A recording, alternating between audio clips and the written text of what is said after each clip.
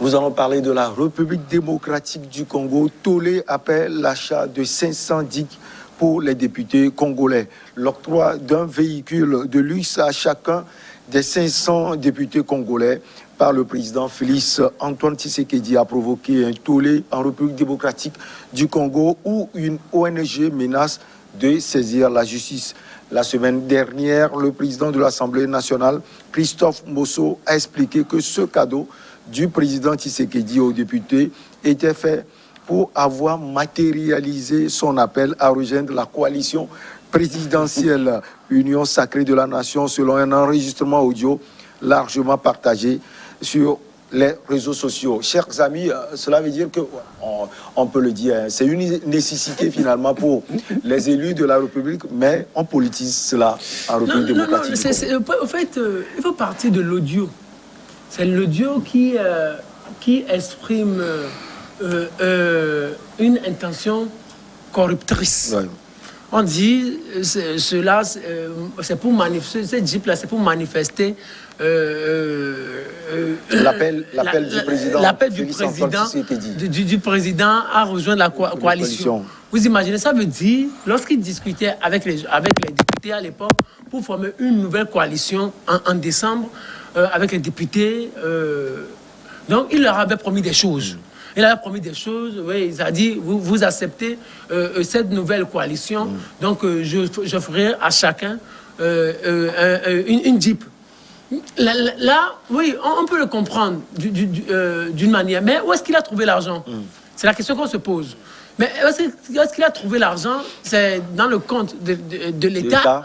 Donc si c'est dans le compte de l'État, peut-être l'Assemblée nationale peut-être lui aurait dit, monsieur, on n'a pas de voiture, les députés n'ont pas de véhicule, il faut fournir à chacun, il faut donner à chacun une voiture de commandement ou un véhicule de fonctionnement. On peut le comprendre comme ça. Mais le dire comme ça, c'est comme corrompre les gens. Est-ce que ça peut suivre un processus? Parce que là, on a l'impression que c'est parce que la décision vient du président de la République que ça crée des problèmes. Oui, normalement, ça ne devrait pas venir du président de la République, de la personne, du chef de l'État. Voilà. Ça devrait venir de l'État. C'est-à-dire, l'État a doté l'Assemblée nationale de véhicules et les députés ont chacun une Jeep. Et donc, le nom du président même ne se verrait pas dedans. On ne sentirait pas le nom du président. Mais pris comme tel, c'est comme le président a corrompu les gens. C'est une manière de corrompre. Et aussi, ce qu'il faudrait souligner, c'est que cela ne fait pas partie du budget. Voilà, est-ce que c'est... On parle de 25 millions de dollars. 25 millions de dollars. Le président a trouvé cet argent-là. Est-ce que c'est dans sa poche ou c'est dans les caisses de l'État? On ne devrait même pas faire cet audio-là. Là, ça tombe trop dans un esprit corrupteur. C'est une corruption à ciel ouvert. L'achat de 500 DIPS a déclaré Florimond Moutema, président de l'Observatoire de dépenses publiques. Oui, ça c'est totalement la corruption. C'est ce que Firmin a toujours encouragé chez Kabila. Je ne sais pas pourquoi il s'étonne ici, parce que je me rappelle que lorsque nous avons beaucoup débattu sur ce dossier de la RDC, lorsque les gens ont craché sur Kabila, Firmin a toujours dit que... Il a défendu Monticus. Voilà, Monticus, Tshisekedi a les moyens pour... n'est-ce pas, offrir, sinon corrompre les gens. Et je dis non, la corruption ne doit pas être le leitmotiv des regroupements. Et vraiment, aujourd'hui, le temps lui donne raison. Il faut toujours le temps pour pouvoir analyser. Mais il est en train de dénoncer ce que lui-même il avait encouragé. Maintenant, normalement, c'est l'État. Firmin l'a bien dit, c'est l'État qui décide. Et puis, les députés, je crois, en RDC, ont droit aux véhicules de fonction. Mais le mécanisme, il y a un mécanisme qui déclenche ça. D'accord, on ne peut pas acheter, mettre combien, 250 millions de dollars, comme ça pour dire, énorme pour et qui apparaît, ça dit qu'il apparaît comme ça. Non, ça doit être 250 millions de dollars pour acheter les bus et pour acheter les véhicules Jeep de marque Jeep. Ça doit faire l'objet d'appel. D'appel d'offres, même qu'on puisse dire appel d'offres même national, pour que les nationaux, les entreprises, les concessionnaires, même divisés en plusieurs lots, pour que ça ne soit pas dans la main d'un seul individu qui décroche le marché. Donc on peut, avec 500 véhicules, même si en le faisant par 50, par 50, ça fait, disons, au moins 10 personnes, sinon 10 sociétés, avec des conditions bien définies. Donc on lance l'appel d'offres et chacun fait des propositions de prix et on fait les dépouillements et on accorde, n'est-ce pas, les lots à chaque entreprise. Ici, on est là et puis les jeeps apparaissent. Peut-être qu'il y a certains députés qui ne savent même pas qu'ils se présentent. Ouais, parce qu'on ne peut pas donner la même chose à tout le monde, n'est-ce pas? Donc, et on vient, on débarque, on donne les véhicules aux gens, même peut-être même pour certains, c'est des problèmes. Parce que quand vous prenez les députés, prenons nos assemblées nationales, quand on prend les députés, on le dit, les moutons se promènent ensemble, mais ils n'ont pas les mêmes prix. Il y en a qui n'ont pas besoin, qui n'ont besoin que peut-être d'un petit véhicule Toyota. Parce que quoi, eux, ils ne parlent pas, ils ne votent pas. Mais après, il faut mettre le carburant. Après, il faut l'entretien. Attendez, moi qui suis ici, qui parle, bien sûr, je veux le luxe, mais si vous me donnez, par exemple, un Jeep, même un simple Chrysler, moi, je peux prendre, mais je vais vendre. Voilà. Vous allez vendre. Oui, je vais prendre, mais je vais vendre. Parce que, bon, si Firmin veut l'entretenir, je vais le même. Je n'en ai pas besoin. Ce n'est pas ça ma préoccupation. Et puis moi, quand j'achète un véhicule, je vois, je calcule d'abord l'entretien et autres avant de... Donc aujourd'hui, on ne peut pas débarquer comme ça, ce qui veut dire qu'il y a beaucoup de choses derrière. Ça veut dire que d'autres ont eu plus ou au-delà des véhicules, des véhicules Jeep de luxe, au-delà des véhicules, il doit y avoir encore des enveloppes. Des enveloppes, voilà, comme Firmin l'a dit. Donc, vraiment, Kabila a entendu ses conseils et il a pratiqué. C'est la pure corruption. On peut relativiser dans la mesure où ces jeeps ne seront pas donnés gratuitement aux députés. Il y aura des retenues qui seront opérées sur leurs émoluments, a affirmé Eliezer Tamboué, un député pour... Non, ça c'est pour arrondir les angles. Oui, non, attendez, ça contredit tout ce qui a été dit dans l'audio.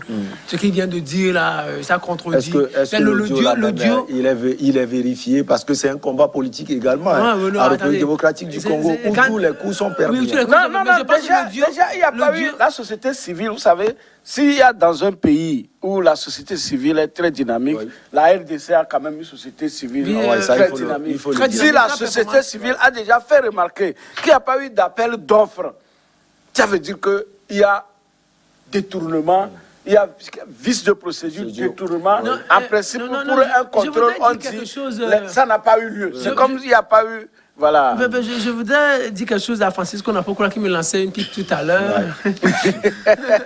En fait, c'est pas que moi j'encourage la corruption, ce n'est pas que je fais l'apologie du mal. Non.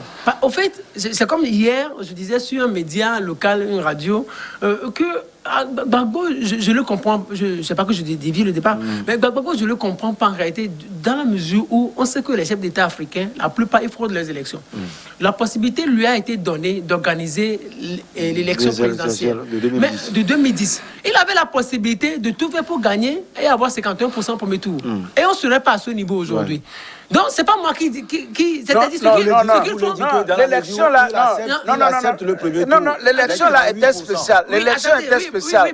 L'élection était placée sous le juge des Nations Unies. Et puis, n'oubliez pas la forte coalition qu'il y avait eu entre Bédié et Ouattara pour le second, pour le second tour. Souvent dans nos analyses, moi particulièrement, a dit que ce serait très difficile pour Gbagbo de gagner en 2020. Voilà, donc on connaît la configuration. Il ne pouvait pas faire comme votre ami. C'est un chef d'État africain. Moi je dis, il pouvait tout faire. C'est ce que je disais. Gbagbo avait la possibilité, c'est lui le ministre de l'Intérieur. C'est lui qui est là. C'est lui qui est là. Il avait la moitié du pays. L'autre moitié du pays a été occupée par les rebelles qui ont pu organiser leur vote là-bas. Donc Gbagbo n'avait pas. Gbagbo n'avait pas la gouvernance. Il a la moitié du même. Il avait la moitié du pays. Et c'est quel lien avec la République démocratique? Oui, c'est pour dire simplement qu'il a la manette, il a tout. il pouvait tout faire pour avoir au moins 51%. Parce qu'il était en avance quand même. Ouais. Il était en avance. Donc, il avait tout fait, il pouvait tout faire pour gagner. Parce que qu'est-ce que je dis? Je dis que les chefs d'État, ce que moi je dis, c'est ce qu'ils font dans les coulisses que moi je dévoile ici. Ce n'est pas que je les encourage. Ouais. Donc, ça veut dire que par rapport à la RDC, Tshisekedi avait la possibilité de corrompre. Attendez, nous sommes en Afrique. Ceux-là qui rencontrent régulièrement, qu'est-ce qu'il leur a proposé? Il a dit, en Afrique, en politique, avant que je te suive, tu dois me proposer quelque chose. Même en Occident, je te suis, mais lorsque tu gagneras, moi, j'aurai aussi ma part. Donc, c'est ça la politique. C'est ça la politique. Tshisekedi avait la possibilité de corrompre. Il a la possibilité de leur dire, messieurs, suivez-moi, je suis en train de créer une nouvelle coalition, vous me rejoignez, et à la fin, si cela marche, vous aurez ici, vous aurez ça. Donc, il y a cette possibilité-là. Donc, la voix, la discussion, c'est hors caméra. Et maintenant, nous sommes en politique, et publiquement, vous venez nous dire que les députés ont été corrompus. C'est ce que le Dieu dit. C'est extrêmement grave. C'est extrêmement grave. Donc vous nous dites que les députés ont été corrompus. Donc moi je pense que celui-là qui a fait le duo, il a manqué d'un tout petit peu de maturité. Parce qu'on n'avait pas besoin de ça. Parce qu'on sait que dans les coulisses, en politique, la corruption, elle est admise. Sauf que publiquement et officiellement, elle est interdite. Et c'est pour cela que nous sommes ici, pour les dénoncer. Et qu'est-ce que Kamere cherche en prison si le chef de l'État même commet ces bêtises-là? Et puis, écoutez, dans un pays... Il avait soutenu à venir au pouvoir. Oui, dans nos pays, dans un pays comme la RDC, la misère est ambiante. Vous voyez des zones qui manquent de tout. De tout. Vous avez vu la dernière fois avec le volcan. Et dans le Congo. Voilà. Mais ce volcan, ce que ça a créé comme dégâts, et il fallait remettre en place même l'eau potable. Les gens sont obligés d'aller boire l'eau du lac qui a été déjà infectée par les laves Et quand est-ce que dans ce pays où l'insécurité, c'est-à-dire que si on nous disait qu'il était parti et même aller louer la société Wagner de la Russie pour venir l'aider à sécuriser le sud Kivu, moi je vais l'applaudir. Est-ce que vous voyez? Donc un pays où il y a l'insécurité, un pays où il y a la misère ambiante, hein, un pays dépourvu de tout. Et le président se permet, vous avez vu déjà les obsèques de son père et tout ce qui a été dépensé pour ça. Mais dans un pays comme ça, vraiment, l'Afrique a des dirigeants insensés. L'Ebola, c'est toujours en Afrique du Sud, en RDC. On vient de parler de l'Afrique du Sud où il n'y a pas de... depuis là, c'est maintenant qu'on cherche à mettre en place un laboratoire pour, dans 12 mois, commencer par produire. Donc, tous ces mots-là, et je dis, dans quelques années, on sera face encore à une autre vague d'épidémie. C'est que, puisque à chaque... avec... Covid qui est sorti, 5-10 ans, déjà même les variants qu'on est en train de... L'OMS est en train de promettre ou bien de prophétiser en mal pour l'Afrique. Comme elle a toujours fait. Comme elle a toujours fait. Mais peut-être que les gens sont là, puisque les virus-là ne sortent pas facilement des animaux. On ne peut pas nous forcer à le croire. Donc, puisque tout le monde doute, que Donald Trump en a douté longtemps, aujourd'hui, Biden lui ajoute le haut moulin, que c'est possible et que ce virus-là soit une manipulation de l'homme. Et si c'est une manipulation de l'homme, il ne peut qu'avoir des variants et que nos Africains, les gens ne pensent pas prendre tout cet argent pour acheter des jeeps. Voilà, on prend pour acheter des trucs de luxe, comme je dis, les jeeps de luxe, tout le monde n'en a pas besoin. Les 500 députés, peut-être à peine une dizaine, 10 ou 20%, peut-être à peine, ont la possibilité d'entretenir un véhicule de luxe. Donc, du coup, ça fait un cadeau empoisonné pour certains. Très empoisonné. Et on connaît la réaction des jeunes, de la société civile en RDC. Filimbi contrôlée par ces jeunes tout-puissants qui n'hésitent pas à critiquer le pouvoir en place. Et là, il y a eu une réaction d'un militant congolais des droits de l'homme, Jean-Claude Katende, qui dit « Tout député qui prendra le véhicule offert par le président de la République sera considéré comme corrompu. » Oui, les députés s'en foutent. Les députés s'en foutent. Ils s'en foutent. On peut les traiter de corrompus, ils s'en foutent parce que c'est la Jeep leur a été promise. Donc, en dehors de cela, c'est ce que la Jeep, c'est la phase émergée de l'iceberg.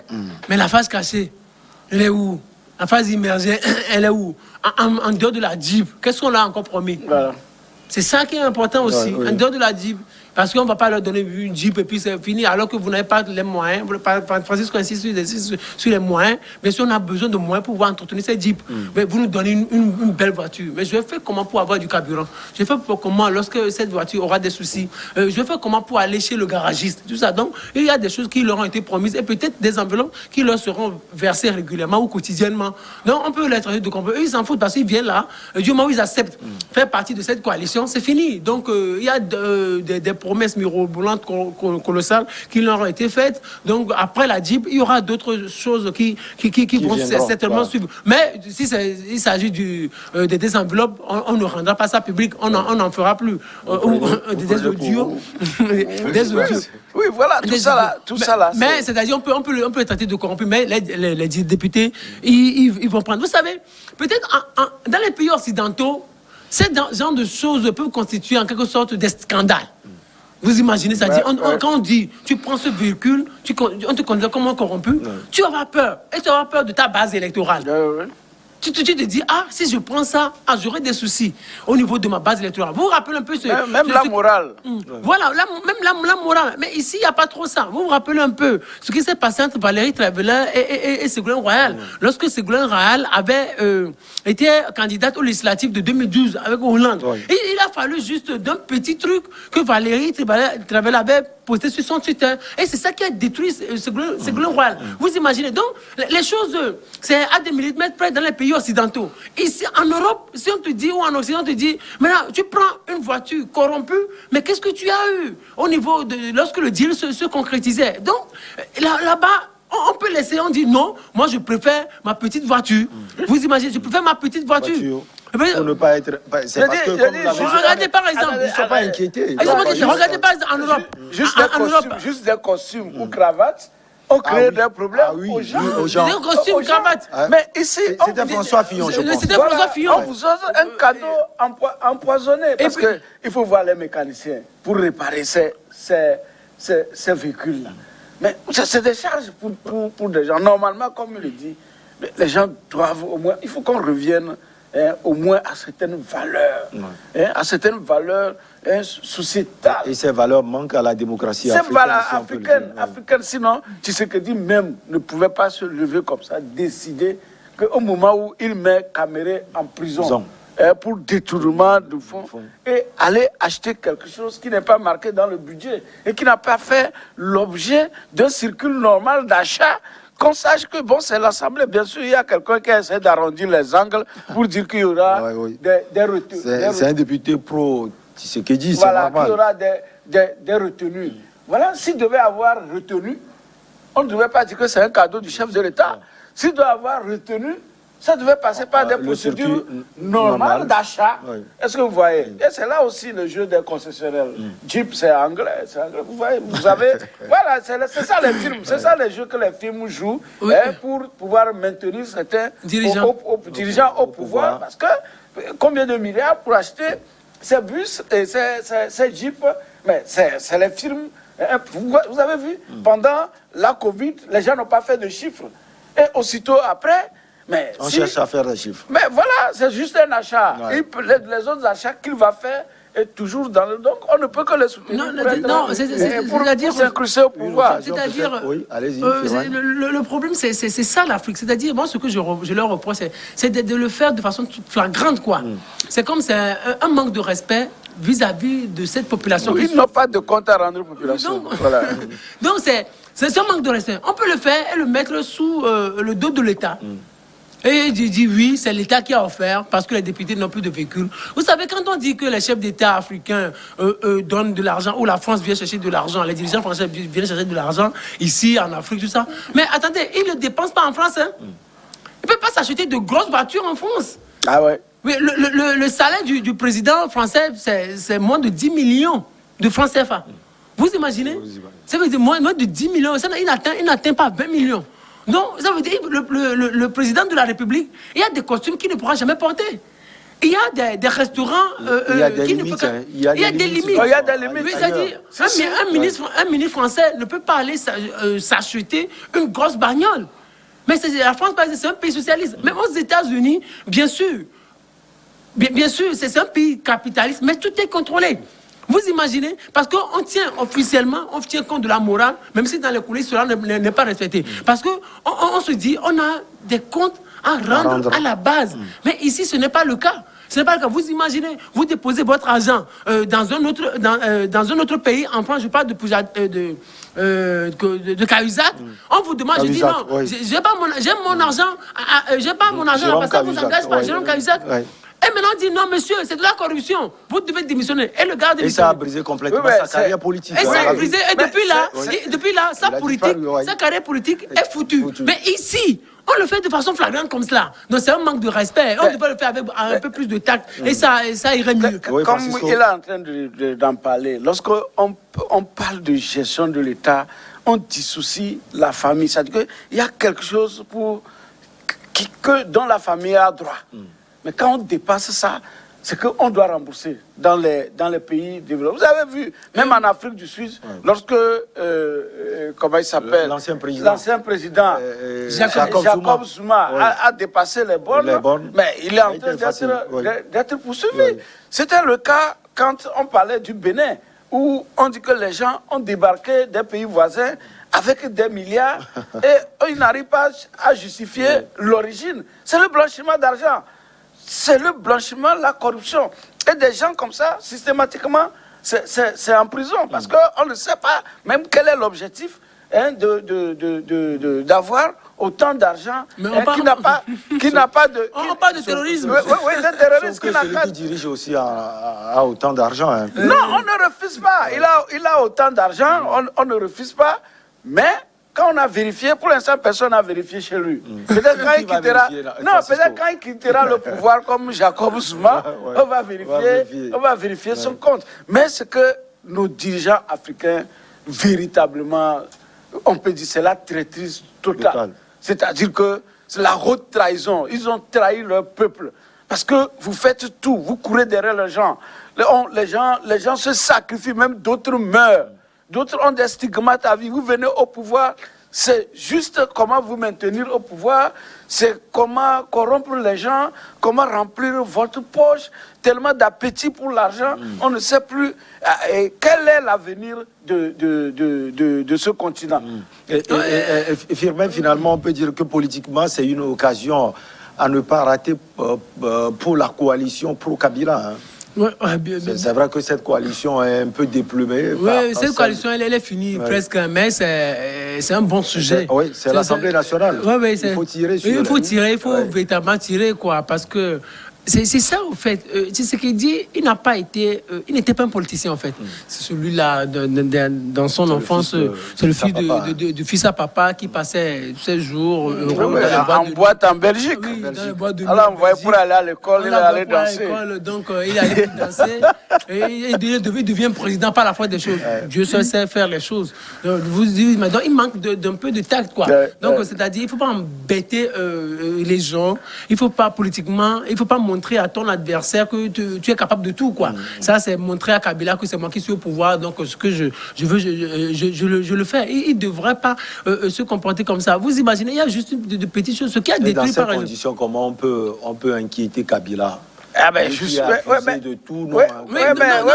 mais justement, c'est pourquoi moi aussi, je n'ai pas compris Kabila, qui avait beaucoup de moyens, qui pouvait aussi, même en amont, c'est-à-dire qu'au lieu de se laisser damer les pions par Tshisekedi, lui aussi pouvait maintenir ça, en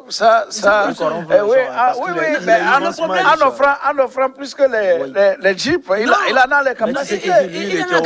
Il était au pouvoir, c'est plus... La différence, c'est c'est un ancien président. Il est au pouvoir, il est en face de l'argent. Il est en face de l'argent. Donc, la magnanimité du chef de l'État. Il est là. L'argent, ça tourne devant lui. En Kabila, l'argent ne tourne plus.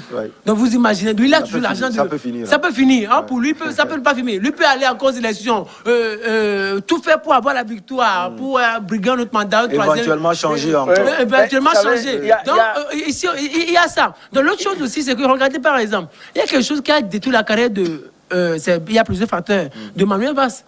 Cet argent, il est allé suivre un match de football. Et on lui a dit, mais c'est avec le contribuable français, donc tu dois te rembourser. Donc, il a remboursé. Même les gens qui ont fumé cigarette, quand le montant dépassait, on leur a demandé de rembourser. On te demande de rembourser. Alors, c'est tellement contrôlé. Bien sûr, il y a la corruption en Europe. Mais cela se fait avec assez de tact. Mais ici, on le fait de façon trop flagrante. Tshisekedi manque de tact politique. Bien sûr, aujourd'hui, il peut embêter Kabila. Comment dire? Il y a une expression qui venait de je venais de rater une expression. Mais je vais me rattraper. Mais Tshisekedi, il manque de tact politique. Aujourd'hui, il faut qu'il ait de très bons conseillers pour lui apprendre à faire des sorties. Surtout s'il veut briguer un autre mandat. Parce que les opposants vont lui rentrer dedans, comme on le dit. Ils veulent lui rentrer dedans en disant, mais c'est un corrupteur, c'est un corrupteur, c'est un homme corrompu. Il n'a même pas à faire enfermer Caméré. Il n'a rien à reprocher à Joseph Kabila. Lui, moi j'attends le jour où il va vouloir inquiéter Joseph Kabila. Moi, j'attends ce jour. Mais il peut le faire aussi. Du moment où c'est lui qui a le pouvoir aujourd'hui, il peut le faire. Et les Occidentaux aussi pourront l'y aider. Vous avez parlé d'opposants, il y a Jean-Pierre Bemba, il y a également Moïse Katumbi. Mais attendez, Maurice également dedans, oui. Voilà, Moïse Katumbi, il n'a pas besoin de rentrer dedans. C'est-à-dire qu'il y a une vidéo qui circule sur la toile. Même moi, j'ai eu quand même à le partager sur WhatsApp, mais qui montre, c'est que l'homme de vision qu'est Maurice Katumbi. Voilà, c'est des actions que Tshisekedi et les autres devaient faire. C'est la ferme. C'est l'homme du peuple. Hein. Si, il a montré. Mais la ferme qui vient d'être visitée, et je dis que Maurice Katumbi est en train de poser les pas pour les prochaines élections. Voilà, direction du pays. Parce que quand vous voyez l'immensité de sa ferme, d'accord, le champ de maïs, plus de 40 000 tonnes qui sera et qui est en train d'être récolté. Mais son élevage, son cheptel, mais jusqu'à construire un abattoir moderne, ce que nos pays-là attendent le financement. C'est-à-dire que quand vous prenez le Togo, par exemple, attend le financement de quoi là, je sais pas, de quelques Indiens pour pouvoir monter un abattoir moderne. Mais Maurice Katumbi l'a fait chez lui, en RDC. Et il produit, il commercialise, il emploie les gens, près de 7000 personnes dans sa ferme. C'est des choses que nos présidents doivent apprendre. Il n'y a pas que ça, il y a le tout-puissant Mazembe également. Mais le tout-puissant Mazembe, où les joueurs sont payés. Les employés autres. Mais justement, on ne fait pas son apologie. Pour un championnat, ce que Maurice Katumbi dépasse pour chose, même c'est plus que ce que le Togo dépasse. On va marquer juste la pause, mes chers amis Francisco Napokura et Firmin Tekouagbo. On revient juste après le journal.